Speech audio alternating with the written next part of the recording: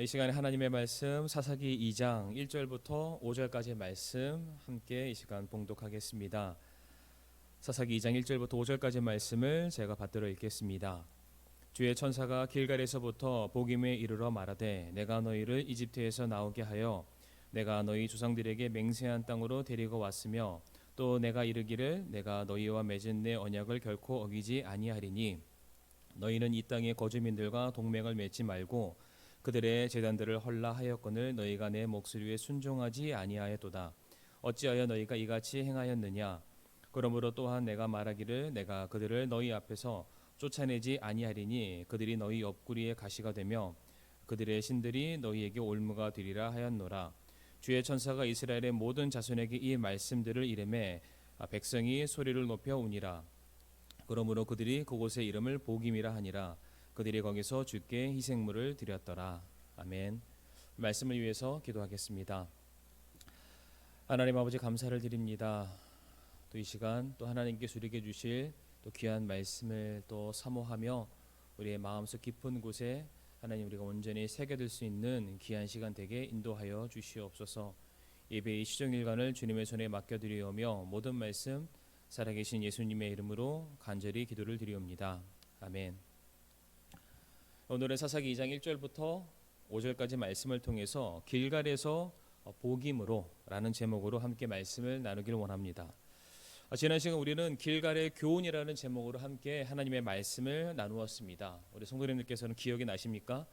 길갈의 교훈이 무엇이었습니까?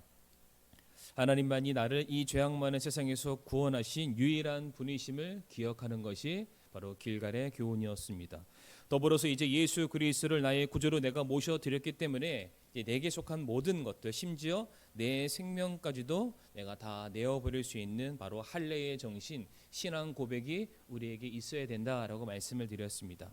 그리고 이제 주님을 내 인생의 왕이요 주인으로서 우리가 인정하고 모셔드리는 바로 그 삶, 우리가 그렇게 살아가는 것이 길갈이 우리에게 주는 교훈이자 메시지였다라고 말씀을 드렸습니다. 그러면서 제가 더불어 드렸던 말씀이 무엇이었습니까?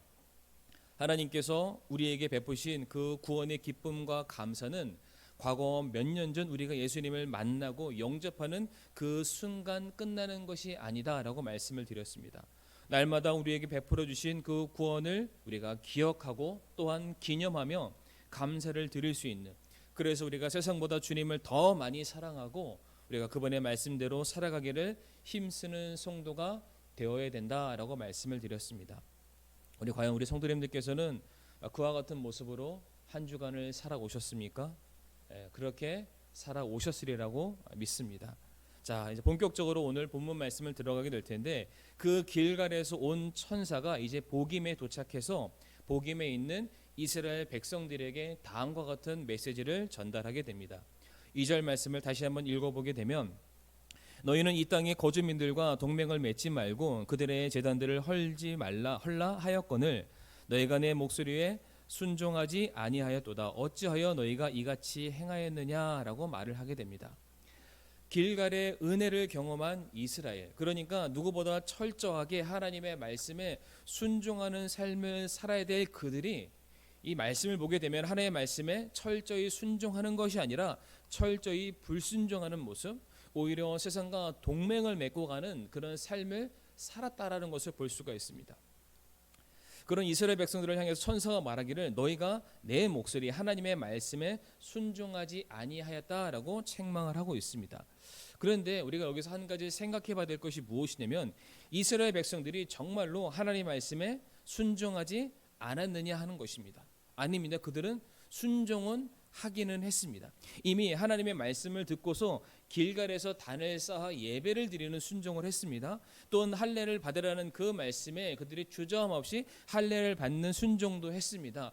네가 내 앞에 있는 그 자리에서 신을 벗으라라는 그 말에도 이스라엘 백성들이 순종은 하기는 했습니다. 그러니까 하나님의 말씀을 듣기는 들었고 그렇게 하겠다는 결심과 결단도 나름 하기는 한 것입니다. 그러나 정작 하나님께서 이제 이스라엘 백성들에게 너희들이 이와 같은 삶 속에서 내게 순종을 보여야 된다라는 그 상황을 맞이하는 순간 하나님 앞에서는 예라고 대답을 하긴 했지만 현실을 맞이하는 순간 하나님께 했던 모든 결심과 작정들이 물거품처럼 지금 사라져 버리게 된 것입니다. 만일 그들이 하나님의 말씀에 순종하고자 했다면 그들은 하나님의 말씀에 아마 목숨을 걸었을 것입니다. 하나님의 말씀은 들어도 그만, 아니 들어도 그만이 아니라 그 말씀에 내 모든 생사화복이 달려 있기 때문에 내가 살기 위해서는 한치의 실수도 용납하지 않기 위해서 하나님께서 내게 주시는 그 모든 말씀 그대로 지켜 행하려고 아마 애를 썼을 것입니다. 그러나 오늘 2절 말씀을 보건대 그들에게 있어서 하나님의 말씀은 듣기는 들었어도 그들에게는 순종하고자 하는 그런 마음이 없었다는 것을 우리가 볼 수가 있습니다. 그 자리에서 하나님이 보시는 그 자리에서는 그들이 아멘하고 그들이 대답했을지는 모르겠지만 그들의 삶 가운데서는 하나님께서 요구하시는 그 말씀에 그들이 응할 마음이 전혀 없었다는 것을 우리가 확인할 수 있습니다. 그러니까 듣기는 했지만 그들이 대답을 하긴 했지만 그들이 하겠습니다라는 그런 신용을 하긴 했지만 하나님을 떠나서 이제 자신들의 현실과 삶으로 돌아가게 되었을 때에는 여전히 자신들의 마음에 원하는 대로 자기들의 눈에 보기에 좋은 대로 행동하는 삶, 그런 죄악의 반복되는 모습을 그들이 동일하게 보이고 있다라고 우리가 볼 수가 있습니다. 우리 성도님들, 죄가 우리 성도님들은 무엇이라고 생각하십니까? 우리가 죄하면 시기, 질투, 거짓, 교만, 다툼, 살인, 이와 같은 단어들이 우리가 생각이 나기 마련입니다. 그런데 이러한 것들을 우리가 죄다라고 말할 수가 없습니다. 이러한 것들은 죄로 말미암아 나타나게 되는 현상과 결실과 열매들입니다. 그렇다면 성경이 우리에게 말하고 있는 죄에 대한 정확한 정의는 무엇입니까? 로마서 1장 21절 말씀 보게 되면 다음과 같이 우리에게 말씀하고 있습니다. 그들이 하나님을 알되 그분을 하나님으로 영화롭게 하지도 아니하고 감사하지도 아니하며 오히려 자기들의 상상 속에서 허망해지고 또 그들의 어리석은 마음이 어두워졌나니라고 되어 있습니다. 죄에 대해서 성경은 우리에게 무엇이라고 가르치고 있습니까? 하나님을 알되 하나님을 영화롭게 하지 않았다라고 말하고 있습니다. 죄란 한마디로 하나님을 인정해드리지 않는 것, 하나님의 말씀을 부인하는 것, 그분께 순종하지 않는 것을 성경은 죄라고 말하고 있습니다. 하나님의 권위를 인정하지 않으니까 아무리 그것이 하나님의 말씀이라도 자기들의 상상 속에서 원하는 대로 어리석게 판단하고 결정하고 행동하게 되는 것입니다. 자기 인생의 기준이 전부 자기의 생각과 자기의 판단이 그 기준의 중심 가운데 서 있게 된다는 것입니다. 하나님께서는 말씀으로 사람을 창조하셨습니다. 또한 그 말씀을 통해서 자기 자신을 계시하셨고 하나님의 백성됨의 기준으로 하나님께서는 율법 곧 하나님의 말씀을 우리에게 허락해 주셨습니다. 그러니까 성도 하나님의 백성들은 하나님의 말씀대로 살아야 될 의무와 책임이 있습니다. 우리는 하나님의 말씀대로 살아갈 때에만 우리가 그 안에서 생명을 얻게 되는 것이고 우리가 하나님의 말씀대로 살아갈 때에만 우리가 인도하심을 받아 평안한 삶을 살 수 있는 것이며 우리가 하나님의 말씀대로 살아갈 때에만 우리가 하나님의 백성이라는 것이 명백하게 드러나게 되는 것입니다. 그와 같은 성도가 하나님의 말씀을 부인한다, 하나님의 말씀에 불순종한다, 이것은 자기 자신의 정체성, 본질, 생명을 부정하고 부인해버리는 그러한 어리석은 행위가 되는 것입니다. 결과적으로 우리가 하나님의 말씀에 불순종한다는 그 말은 우리가 하나님을 대적하는 범죄 행위와 동일하다라는 것을 성경이 우리에게 가르쳐주고 있습니다. 한 말씀은 더 찾아보길 원하는데 요한일서 4장 7절부터 8절까지 말씀입니다. 요한일서 4장 7절부터 8절에 이런 말씀이 기록되어 있습니다. 사랑하는 자들아 우리가 서로 사랑하자. 사랑은 하나님께 속한 것인즉 사랑하는 자마다 하나님에게서 나서 하나님을 알고 사랑하지 아니하는 자는 하나님을 알지 못하나니 이는 하나님이 사랑이기 때문이라 라고 되어 있습니다. 성도님께 한번 질문해 보겠습니다. 우리 성도님들께서는 하나님을 사랑하십니까? 얼마나 하나님을 사랑하십니까? 우리가 상대방을 진정으로 사랑하려면 우리는 상대방에 대해서 많이 알아야 됩니다. 정확하게 알아야만 합니다. 상대방이 원하고 기뻐하고 좋아하며 무엇을 그가 행복해야 되는지 우리가 알아야만 우리가 그것을 그 상대방에게 고스란히 해줄 수가 있는 것입니다. 그런데 우리가 그것을 안다라고 해서 아는 것 자체가 우리가 상대방을 향한 사랑을 증명해 줄 수 있는 것은 또한 아닙니다. 이제 우리가 알게 된 그 상대방의 좋아하는 것을 우리가 그것을 행할 때, 나타날 때 우리의 사랑이 드러나게 되는 것입니다. 그것이 행동이 되었든 말이 되었든 선물이 되었든지 간에 상대방이 좋아하고 기뻐하는 그 알게 된 그것을 우리가 밖으로 끄집어 내 보임으로 말미암아 상대방을 향한 우리의 사랑을 우리가 증명할 수 있게 된다는 사실입니다. 하나님께서도 우리를 향해서 내가 너희를 사랑한다라고 말씀을 하시면서 거기에서 말씀하시는 것으로 그치지 아니하시고 독생자 예수 그리스도를 이 땅에 내려보내셔서 이제 우리의 대속 제물로 내어 놓으심으로 말미암아 우리를 향한 자신의 사랑을 확증하셨습니다. 하나님께서도 말씀만 하지 아니하시고 행동으로 보이시면서 우리를 향한 자신의 사랑이 얼마나 크고 깊은지를 하나님께서도 증명해 보이셨던 것입니다. 그러니까 우리가 하나님을 사랑한다라고 말한다는 것은 하나님께 사랑받을 만한 어떠한 것을 우리가 안다는 것을 전제하는 것이고 또한 그것을 행할 줄 안다, 반드시 행했다라는 것을 말하는 것입니다. 우리가 그렇게 하지 않는다면은 우리가 입술로 아무리 우리가 하나님을 사랑합니다, 하나님을 사랑하기 원합니다, 우리가 하나님을 사랑하기를 기뻐합니다 라고 아무리 말한다 할지라도 그것은 실제로 우리가 하나님을 사랑하지 않는 것이다 라고 성경이 우리들에게 가르치고 있습니다. 결국 우리가 하나님을 안다는 것은 우리가 그분의 말씀을 듣고 배웠다는 것을 의미하는 것이고 그 배운 것을 실천적인 실제적으로 행동으로 수반하는 것, 그것이 진짜 아는 것이다 라고 성경이 우리에게 가르쳐주고 있습니다. 그래서 마태복음 7장 21절에 예수님께서 뭐라고 말씀하셨습니까? 내게 주여 주여 하는 자가 다 하늘의 왕국에 들어가지 아니하고 오직 하늘에 계신 내 아버지의 뜻을 행하는 자라야 들어간다라고 말씀을 하셨습니다. 쉽게 얘기해서 알면 행한다는 것입니다. 그렇게 믿고 있다면 믿는 바대로 실천할 수밖에 없다라고 말씀하고 계십니다. 우리가 그렇게 행하지 않는다면, 알매도 불구하고 행동하지 않고 믿음에도 불구하고 우리가 순종하지 않는다면 우리가 신앙생활하면서 그동안 해왔었던 수많은 고백과 다짐과 결단들 아무것도 아니라는 것입니다. 새빨간 거짓말이라는 것, 우리가 그 사실을 기억해야 될 것입니다. 우리는 오늘날 정말로 설교의 홍수 시대 가운데 살아가고 있습니다. 언제든 원하면 듣고 싶은 설교, 궁금했던 주제의 말씀들을 마치 뷔페처럼 우리가 골라서 들을 수 있는 그런 시대를 우리가 살아가고 있습니다. 그러나 그렇게 많은 말씀을 듣고 있지만 정작 우리가 그렇게 살아가고자 하는 그런 마음은 많이 부족한 것 같습니다. 그 말씀이 내게 동의가 되고 내게 유익이 되고 내 필요에 일치가 될 때에는 그 말씀은 들을 만한 말씀이고 따를 만한 말씀이 되고 내가 기뻐할 수 있는 말씀이 아마 될 수가 있을 것입니다. 그러나 그 말씀이 내 관심사와는 상관이 없고 때로는 나를 찌르고 나를 훈계하고 나를 책망하는 말씀이라면, 때로는 내게 무조건적인 희생과 순종만을 요구하는 그런 말씀이라면 그것이 하나님의 말씀임에도 불구하고 우리는 그냥 우리의 귀를 닫아버리게 됩니다.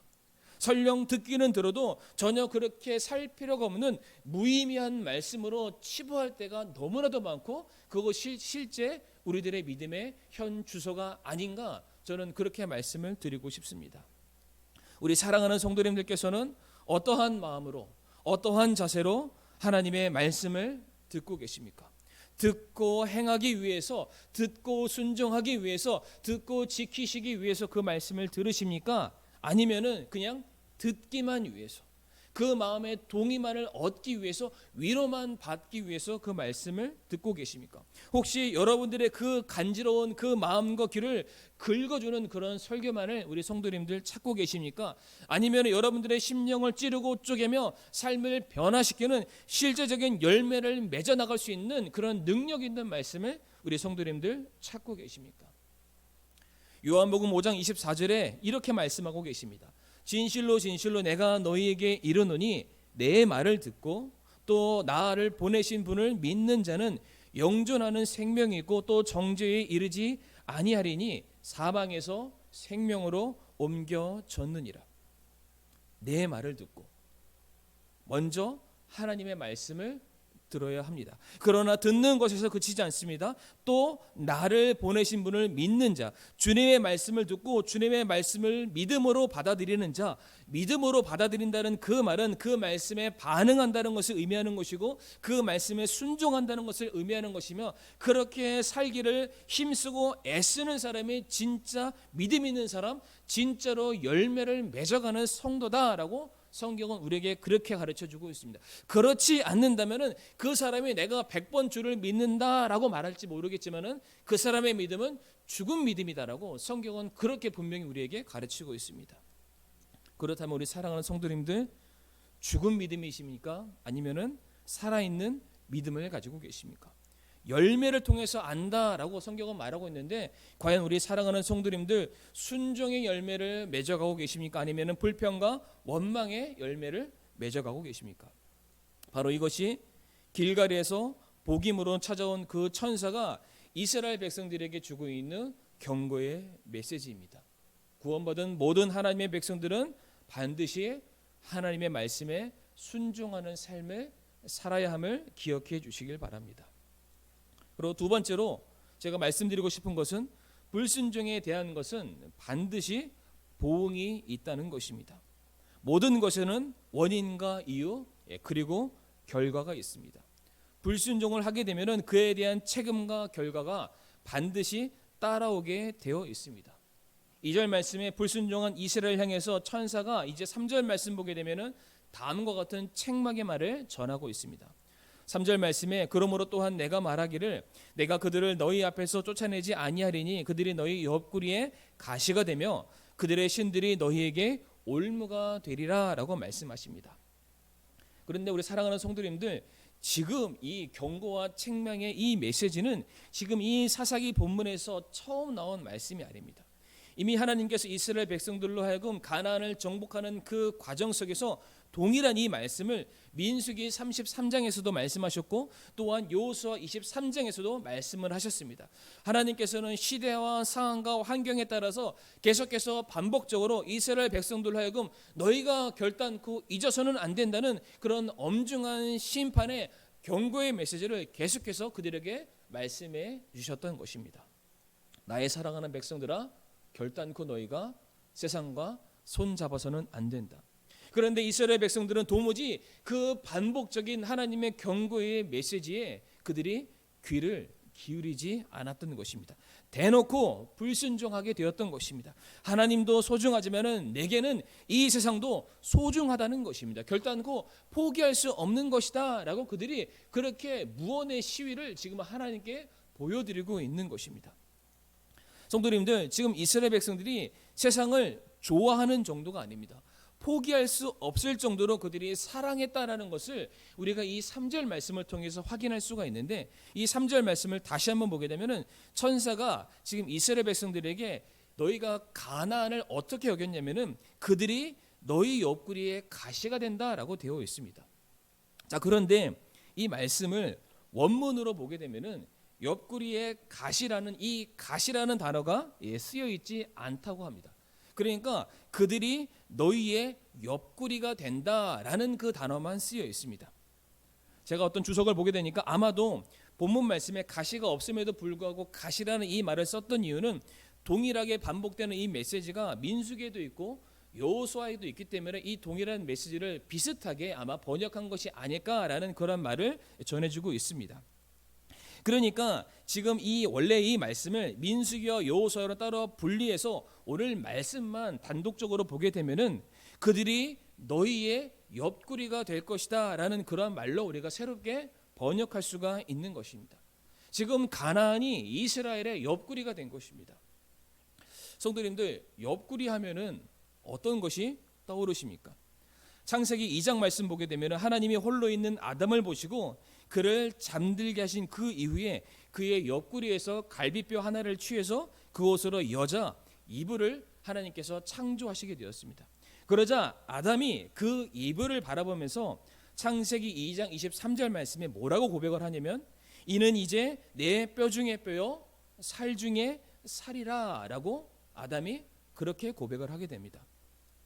그러니까 성경에서 말하는 옆구리라는 뜻은 무엇을 상징하고 있냐면은 내가 가장 사랑하는 존재, 나의 부인, 나의 가장 가까운 사람이라는 의미를 가지고 있습니다. 그러니까 지금 이스라엘 백성들이 가나안을 향해서 그들이 너희의 옆구리가 된다는 그 뜻은 무엇을 말하고 있습니까?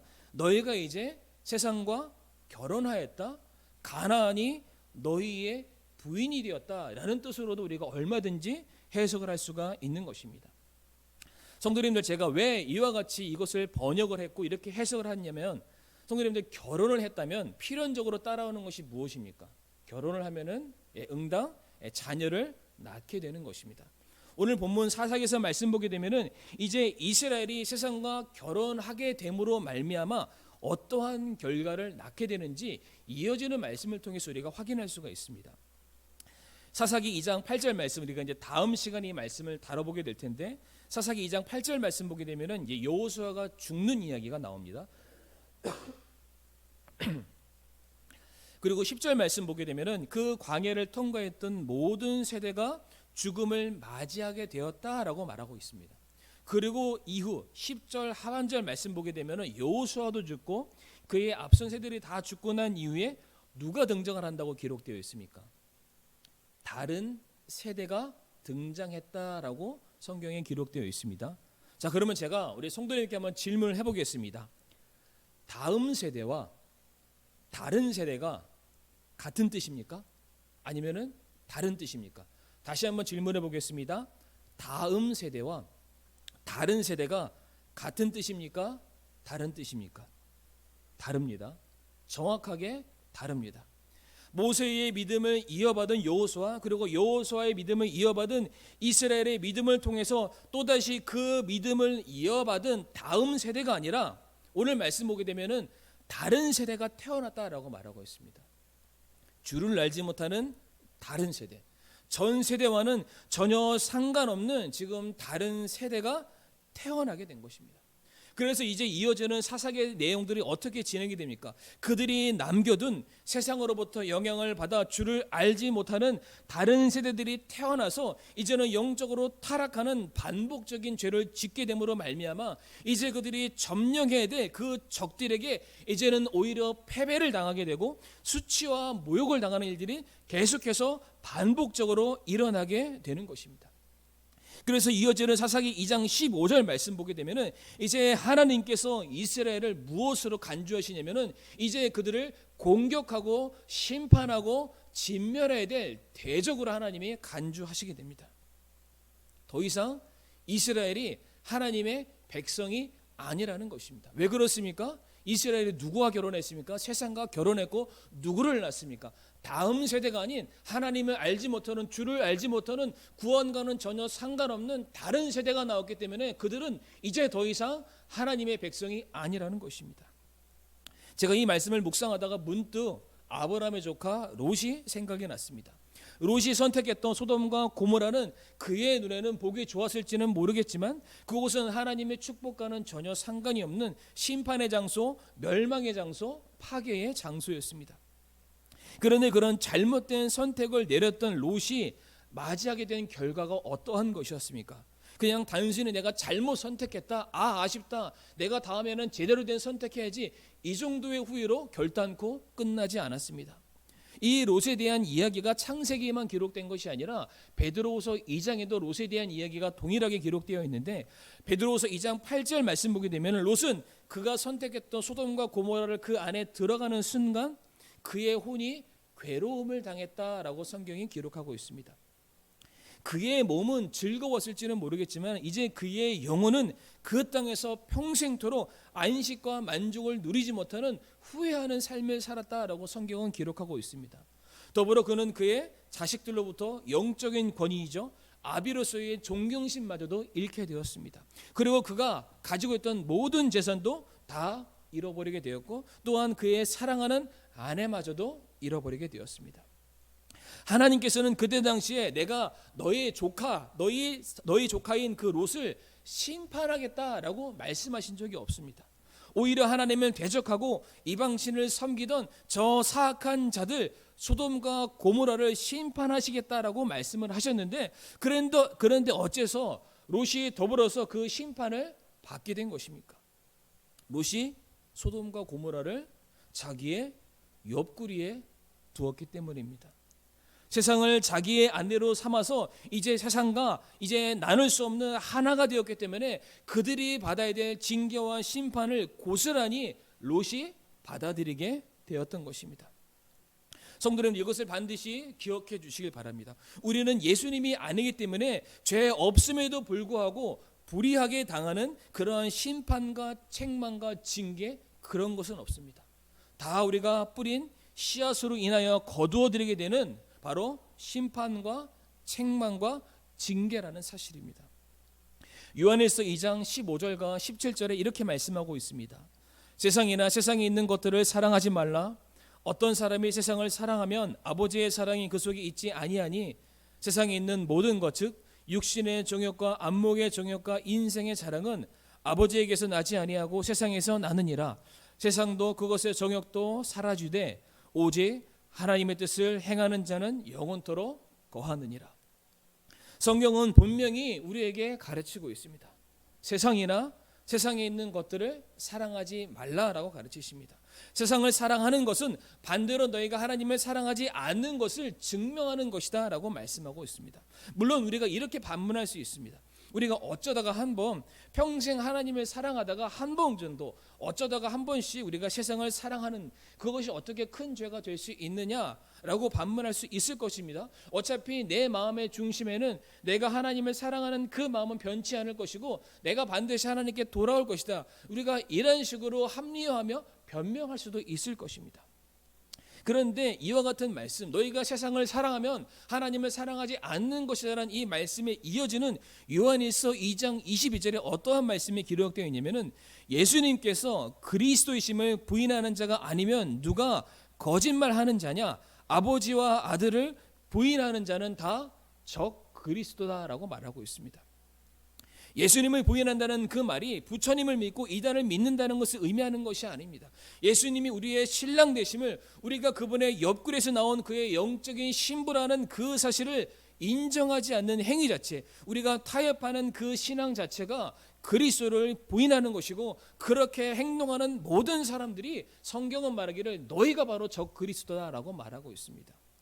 이만희와 같은 각종 이단의 수장들, 카톨릭과 같은 그런 세력들 자체가 적 그리스도다라고 말하는 것이 아니라 예수님보다 세상을 더 많이 사랑하는 사람들을 향해서 바로 그들이 예수님을 대적하는 적 그리스도이다라고 말하고 있습니다. 우리 성도님들, 예수님께서는 우리를 구원하시기 위해서 옆구리에 창이 찔려 물과 피를 다 쏟아내셨음을 잊지 마시길 바랍니다. 주님께서 우리를 너무나도 사랑하셔서 우리를 자신의 신부로 삼기 위해서 자신의 옆구리를 내어놓으셨습니다. 그런 우리가 이제 예수님의 신부됨을 기뻐하지 아니하고 오히려 이 세상을 내 신부로 삼고 내 가장 가까운 데 둔다는 그 행위는 구원받은 성도들에게 있어서는 결단코 있어서도 안 되는 그런 행위라는 것을, 우리가 세상을 사랑함이 영적인 간음이라는 사실을 우리 성도님들 반드시 기억해 주시기 바랍니다. 오늘 말씀을 통해서도 우리가 볼 수 있는 것처럼 불순종에 대해서는 반드시 보응이 있습니다. 우리가 세상에서 우리 자신이 뛰쳐나오지 않는 이상 우리가 세상에서 받게 되는 심판을 동일하게 받게 됨을 우리 성도님들 잊지 마시기 바랍니다. 그렇다면 마지막으로 우리가 어떠한 자세로 하나님께 예배를 드려야 되겠습니까? 우리가 어떻게 해야 우리의 신앙이 온전하게 회복이 될 수 있겠습니까? 우리는 이제 참된 예배를 드리는 삶을 살아야 될 것입니다. 오늘 사사기 2장 4절부터 5절 말씀을 한번 읽어보겠습니다. 주의 천사가 이스라엘의 모든 자손에게 이 말씀들을 이름해 백성이 소리를 높여 우니라. 그러므로 그들이 그곳의 이름을 보김이라 하니라. 그들이 거기서 주께 희생물을 드렸더라 라고 되어 있습니다. 이 말씀을 잘 보게 되면은 지금 보김이라는 지명이 나와 있기는 합니다. 하지만 그곳이 복임이라고 명하게 된 것은 원래 이름이 있었고 나중에 덧붙여졌다라는 것을 우리가 알 수가 있습니다. 그곳에서 이스라엘 백성들이 하나님의 그 징계와 심판의 말씀을 듣고 나서 너무나도 통곡하여서 그곳의 원래 이름 대신에 복임이라는 새 이름이 주어지게 되었던 것입니다. 복임이라는 것은 눈물과 통곡을 의미합니다. 그리고 이 복임이라는 단어의 원래 어원은 바카라고 읽을 수가 있습니다. 그런데 이 바카라는 단어가 언제 등장하냐면 창세기 35장 8절 말씀에 기록이 되어 있습니다. 제가 한번 읽어보겠습니다. 그러나 리브가의 유모 드보라가 죽음에 그녀를 베델 아래에 있는 상수리 나무 밑에 묻고 그것의 이름을 알론 바굿이라 하였더라라고 되어 있습니다. 리브가의 유모 드보라의 죽음을 기념하기 위해서 그녀를 묻게 되는데 그 묻은 장소를 베델이라고 말하고 있습니다. 그런데 그 베델의 이름을 이제는 베델이라 하지 아니하고 뭐라고 불렀습니까? 알론 바굿입니다. 여기서 알론이라는 단어는 상수리 나무를 의미하고 바굿은 바카의 뜻인데 통곡이라는 뜻입니다.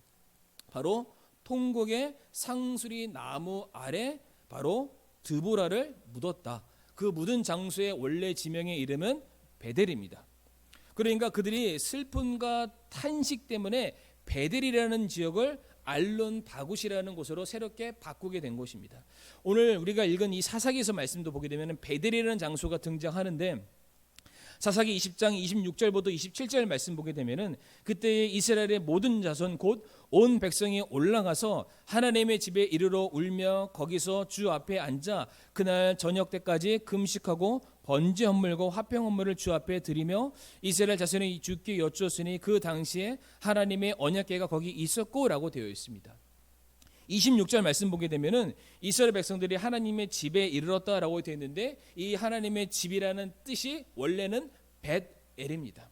그런데 이스라엘 백성들이 베델에 모여서 무엇을 하고 있습니까? 다 같이 모여서 울며 주 앞에 앉아 있다라고 되어 있습니다. 그러니까 지금 반복적으로 베델이라는 장소는 어떠한 장소로 지금 나타나고 있습니까?